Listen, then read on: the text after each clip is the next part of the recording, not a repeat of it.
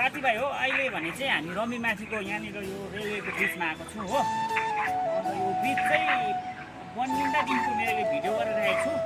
त्यो भिडियो चाहिँ तपाईँहरूले कन्टिन्यू हेरिदिनु होला हो। म तपाईँहरूलाई त्यो भिडियोसँगै अहिलेको के भएको छ त्योहरू पनि देखाउने छु। यो चाहिँ टनल हो सन्देश भाइ र म आएको।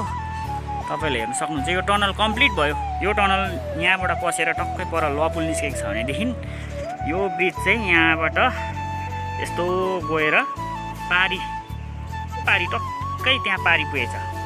यो चाहिँ T5 उतापट्टि T6। अहिले म जहाँ बसेको छु त्यो चाहिँ T5 हो।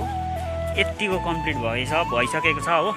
मेरो पुरा भिडियो तपाईँहरूले हेर्नुभयो भनेदेखि सबै यो पुल जोड्दादेखिको है आदि भएकोदेखि सबै छ।